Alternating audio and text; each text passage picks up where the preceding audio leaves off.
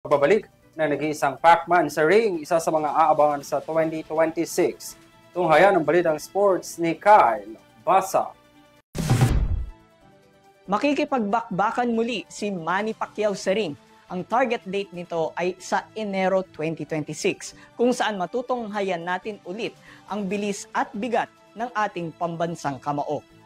Matapos ang laban ni Pacquiao kontra kay Mario Barrios para sa WBC welterweight belt nitong Hulyo, ramdam pa rin nating mga manonood na may ibubuga pa ang ating pambansang kamao. Dumaan sa draw ang kanilang laban kung saan na-retain kay Barrios ang titulo.